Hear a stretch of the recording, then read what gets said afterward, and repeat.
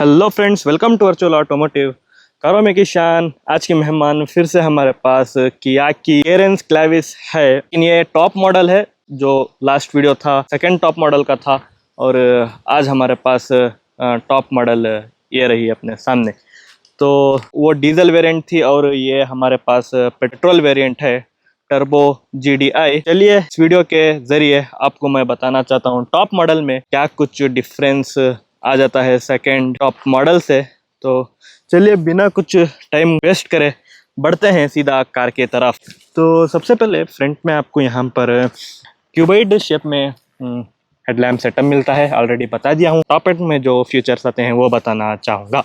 तो मैं उस वीडियो में कहा था ये भी एक DRL का पार्ट है, टॉप एंड में सारी लाइट्स लगेगी बोल के बोला था, लेकिन यहाँ पर भी मेरे को कनेक्टेड DRL नहीं दिख रहा है, यानी ये भी एक रिफ्लेक्टर है। दिया जाता तो बहुत बेहतरीन रहता। फ्रंट में वही शेप, वही Chrome treatment, 4 parking sensor, front 360 degree camera, सारा कुछ दिया गया है। और यहाँ पर रेन सेंसिंग वाइपर दिया जाता है। ये भी एक मैनुअल व्हीकल है, तो इसमें भी आपको ADAS नहीं दिया गया है। ट्राई करूँगा ऑटोमेटिक वेरिएंट भी ला सकूं। तो टायर प्रोफाइल भी सेम है, 215 55 R17 क्रिस्टल कट के अलॉय व्हील्स और चारों व्हील में डिस्क ब्रेक, क्लैडिंग पूरी गाड़ी पर आता हुआ। और रियर प्रोफाइल की बात करें तो यहाँ पर कनेक्टेड टेल लैम्प तो दिया गया है, इंडिकेटर, ब्रेक लैंप और नीचे में रिवर्स लैंप दिया गया है। केरेंस क्लेविस की बैजिंग, किया की बैजिंग और GDI का बैजिंग दिया गया है। टर्बो इंजन के साथ ये पेट्रोल की गाड़ी आ जाती है। हाँ, बोनेट ओपन करके आपको मैं इंजन दिखा देता हूँ। यहाँ पर लीवर दिया गया है, पुल करके बोनेट ओपन हो जाएगा। और यहाँ पर आप देख सकते हैं turbo petrol engine smart stream G series की आपको 1.5 litre turbo GDI petrol engine मिल जाती है, जिसमें आपको 157.57 bhp का पावर, 253 Nm का टॉर्क, 1482 cc की इंजन, 6 स्पीड मैनुअल और 6 स्पीड ऑटोमेटिक मिल जाती है। साथ में 4 सिलेंडर्स के साथ ये गाड़ी दी गई है। MPV है तो 7 जन की कैपेसिटी है। अभी मेरे पास 6 सीटर अवेलेबल है, 7 सीटर का भी ऑलरेडी डाला हूँ। तो पावर तो चाहिए, इंजन में कोई कॉम्प्रोमाइज़ नहीं किया गया है। और जो डीजल इंजन में मैं आपको दिखाया गया था कि यहाँ पर इंसुलेशन दिया गया है, लेकिन इस वेरिएंट में या फिर स्पेसिफिक इस गाड़ी में आई थिंक श्योर नहीं हूँ, तो यहाँ पर सारे कटआउट्स हैं लेकिन इंसुलेशन नहीं दिया गया है। लेकिन डीजल वेरिएंट में तो इंसुलेशन, प्रॉपर इंसुलेशन दिया गया है। बोनेट को किया क्लोज, और उससे पहले एक मर्तबा फिर से की भी दिखा देता हूँ। उस वीडियो में थोड़ा क्लियर की का वीडियो नहीं आया है, तो ये रही इसकी की डिसेंट सी की दी गई है।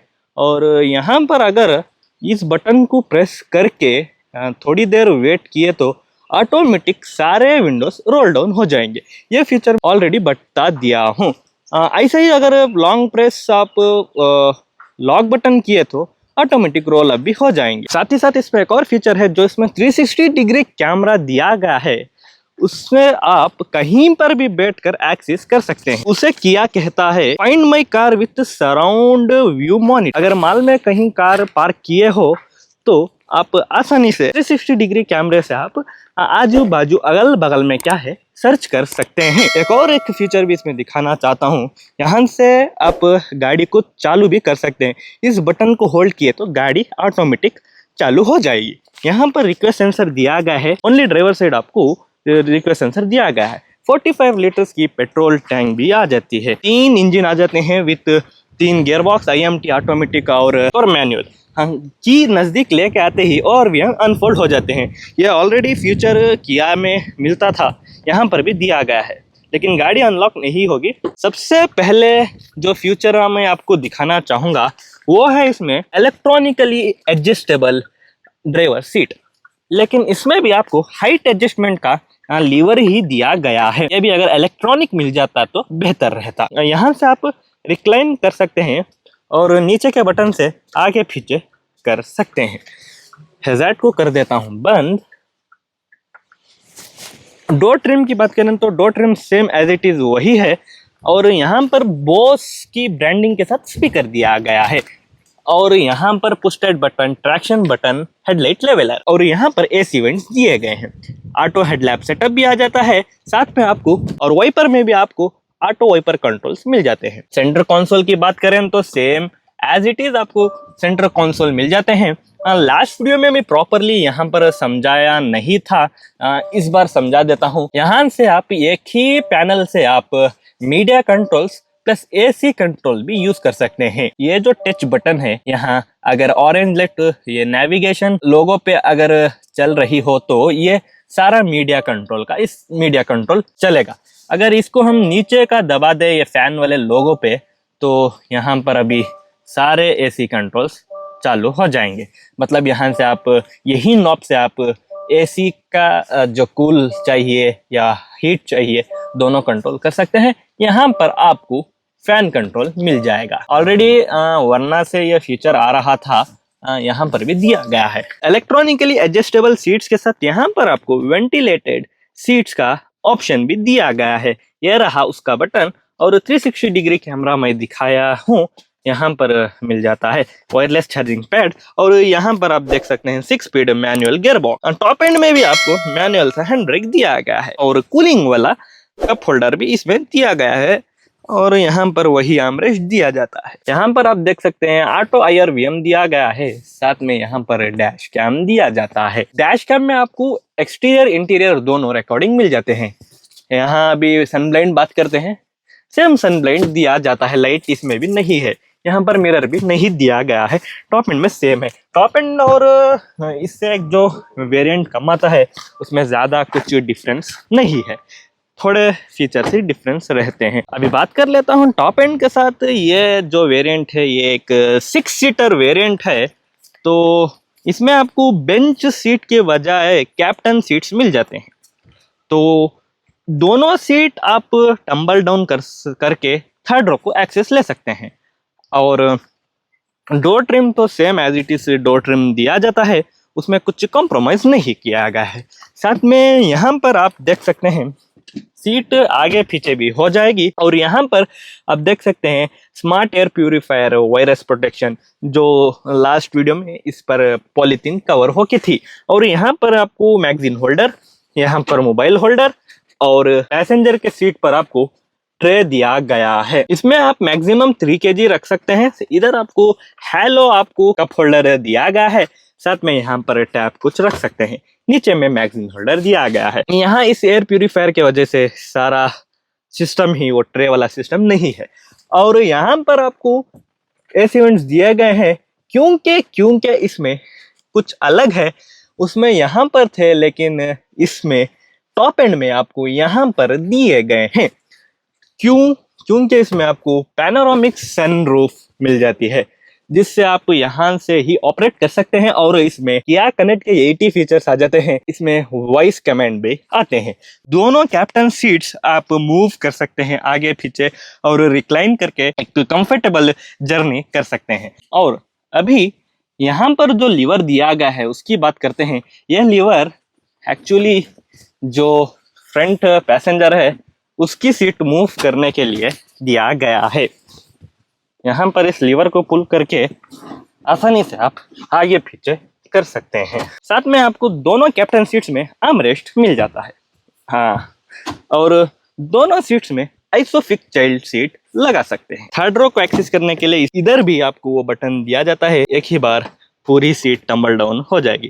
थर्ड रो में same as it is type C charger, cup holder और लाइट दिया जाता है, और यहाँ पर एसी वेंट्स मिल जाते हैं। चलिए, बूट ऑलरेडी दिखा दिया हूँ, एक और मर्तबा दिखा देता हूँ। इनकी जो इससे पहले वाली कार थी यानी किया सिरोस, उसको 5 स्टार रेटिंग्स मिले हैं। भारत एनकैप में इससे भी होप कर सकते हैं। तो बूट आपको 216 लीटर की बूट स्पेस मिल जाती है, और उसमें गलती हो गई थी, ये सीट फोल्ड करके आपको 235 लीटर्स का बूट स्पेस मिलता करके बोल दिया था, लेकिन वो गलत है। वहीं पर मैं लिखना भी भूल गया था एडिटिंग के वक्त। तो एक्चुअली सीट फोल्ड करके आप 635 लीटर्स का मैसिव सा आप बूट स्पेस यूज कर सकते हैं। ये पुल करके ये सीट्स फोल्ड हो जाते हैं। और यहाँ पर आपको वूफर किया गया है, इधर हाइड्रोजन का बल्ब यूज किया गया है। यहाँ नीचे में रिवर्स लैंप और यहाँ देख सकते हैं पेयर व्हील यहाँ दिया गया है। और रेयर से बात करें तो सेम पूरा लुक वही है, defogger, wiper, connected tail lamp, shark fin antenna और रूफ रेल्स दिया जाता है। डायमेंशंस की भी बात कर देता हूँ एक और मर्तबा। 45 लीटर्स की तो फ्यूल टैंक मिल जाती है, 216 लीटर्स की बूट स्पेस मिल जाती है और 4550 mm की आपको लेंथ मिल जाती है। और विड्थ की बात करें 1800 mm की आपको विड्थ मिल जाती है। हाइट की बात करें तो 1708 mm की हाइट मिल जाती है। व्हील बेस 2780 mm की व्हील बेस। और ग्राउंड क्लियरेंस जो ओल्ड कैरेंस थी उसका ही कह रहा हूँ, 195 अराउंड इसकी ग्राउंड क्लियरेंस उसमें थी। आई होप मैं सारे टॉप एंड के फीचर्स कवर कर दिया हूँ, लेकिन एक और फीचर खाना भूल गया था, वो है इसका पैनोरामिक सनरूफ। आपको यहाँ पर बटन दिया गया है, वॉइस कमांड के जरिए भी ओपन कर सकते हैं, लेकिन मैं यहाँ आपको मैन्युअली ओपन कर देता हूँ। थोड़ा बहुत इसमें नॉइस है, लेकिन बहुत ह्यूज सा पैनोरामिक सनरूफ ओपन हो जाता है। 3 बंदे तो आराम से, पतले पतले आदमी आराम से बाहर निकल सकते हैं। और इसको क्लोज कर देता हूँ। नॉइज थोड़ा बहुत मोटर का है। स्टीयरिंग माउंटेड कंट्रोल्स की बात कर लेता हूँ। यहाँ पर राइट साइड पर आपको इंफोटेनमेंट सिस्टम के कंट्रोल्स मिल जाते हैं और लेफ्ट साइड पर क्रूज कंट्रोल और ये इंस्ट्रूमेंट क्लस्टर के कंट्रोल्स मिल जाते हैं। सीरोस के लॉन्च के बाद ये उल्टा पुल्टा कर दिया गया है। यहाँ आरपीएम मीटर और यहाँ स्पीड मीटर, नीचे में फ्यूल गेज, नीचे में फ्यूल गेज और यहाँ पर ओडोमीटर दिया गया है। और यहाँ पर अभी जो रेंज बाकी है वो दिखा दिया जाता है। तो चलिए अभी मैं इसका आपको ड्राइव रिव्यू देना चाहता हूँ। थोड़ा इधर आसपास सराउंडिंग में चला के आपको मैं बोलना चाहता हूँ।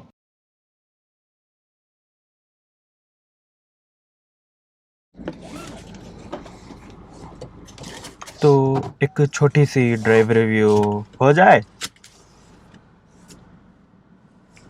यहाँ का रोड आप देख ही सकते हैं। यहाँ पर सस्पेंशन का टेस्ट हो जाएगा।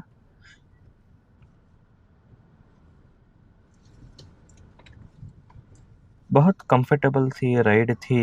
फर्स्ट रो और सेकंड रो वालों को कंफर्टेबल फील होगा, लेकिन थर्ड रो में थोड़ा सा बाउंसी है, यानी स्मूथ और थोड़ा सा बाउंसी कह सकते हैं।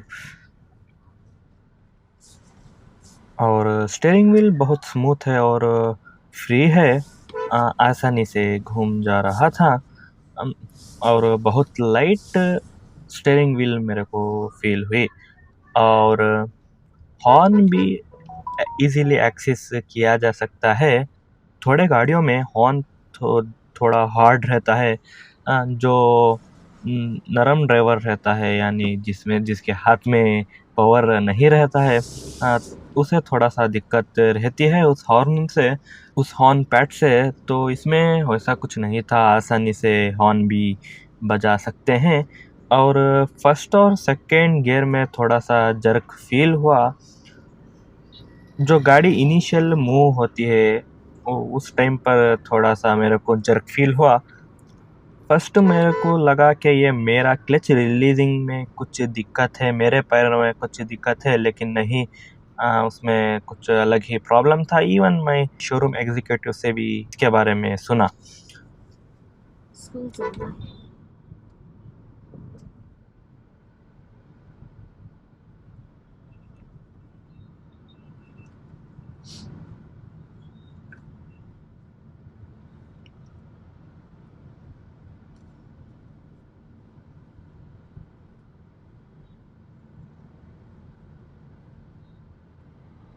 और टर्बो की बात करें तो टर्बो को मैं 10 ऑन 9 दूंगा, क्योंकि स्मूथ स्टार्ट होता है, आपको पता ही नहीं चलेगा कब टर्बो स्टार्ट हुआ। और पिकअप और थोड़ा रहता तो मज़ा ही आ जाता। और थोड़ा सा नॉइस आ रहा है, इसीलिए मैं 9 ऑन 10 दूंगा। और अगर इंजन कैबिन में अगर इंसुलेशन रहता तो वो नॉइस भी अवॉइड हो सकता था।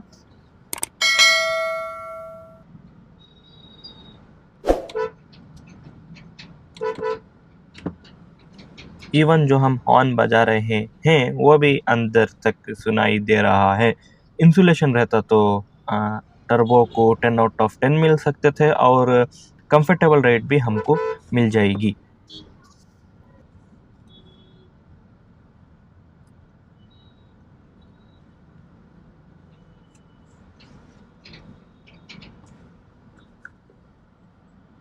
School zone ahead. 7 seater car के हिसाब से या फिर कहूँ एमपीवी सेगमेंट में वो जो इनिशियल पिकअप था, इनिशियल लैग कहूँ या फिर पिकअप, वो नहीं होना चाहिए क्योंकि अब गाड़ी में थोड़ा लोड नहीं है। अगर सातों जन बैठ गए तो बीच ट्रैफिक में गाड़ी बंद हो सकती है।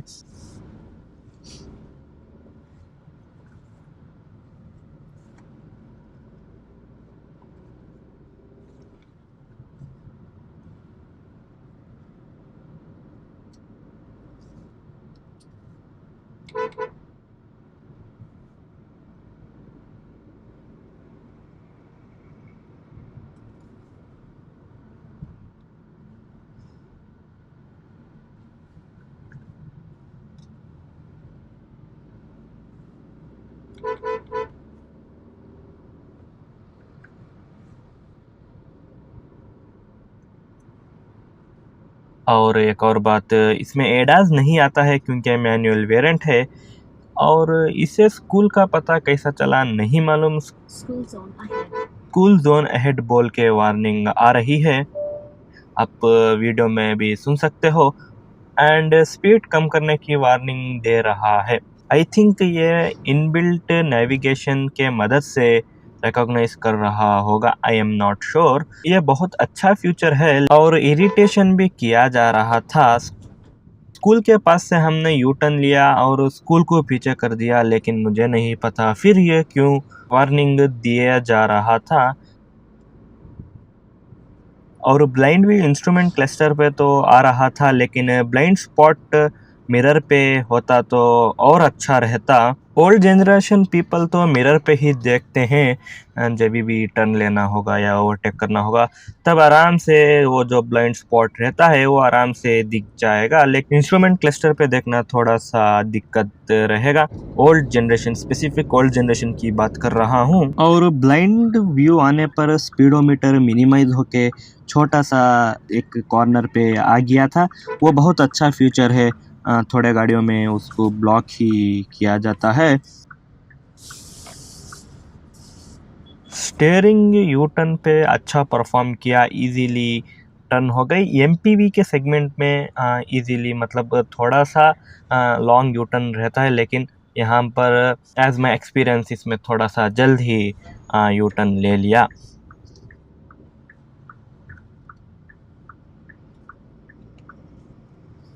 और हमने क्रूज कंट्रोल भी चेक किया, क्रूज कंट्रोल भी इसमें अच्छा सा परफॉर्म किया। तीनों में से कोई भी पेडल दबाओ डीएक्टिवेट हो जाएगा, और वो एक्टिव करने के लिए आपको 50 प्लस स्पीड पर चलाना होगा। और क्लच से अब जब भी क्लच पकड़ोगे थोड़े से 5 सेकंड्स के गैप में आपको वो डीएक्टिवेट हो जाएगा। और गियर अप करने का इंडिकेशन भी आ रहा था। और स्टीयरिंग व्हील पे कोई वाइब्रेशन नहीं, और पेडल पे थोड़ी वाइब्रेशन फील हुई। आफ्टर 50 प्लस स्पीड में थोड़ी वाइब्रेशन फील हुई। एंड ब्रेक भी बहुत मज़ेदार थे। और व्हीकल स्टेबिलिटी एट 100 पे बहुत ठीक ठाक थी। ज़्यादा तो नहीं भगा पाया 100 पे, पर लेकिन ठीक ठाक थी।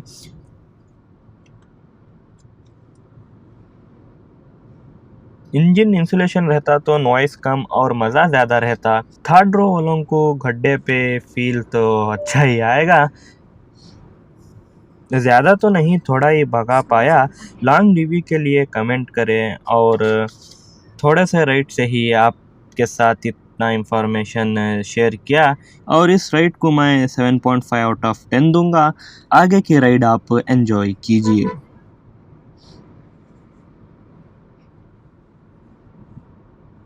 School zone ahead.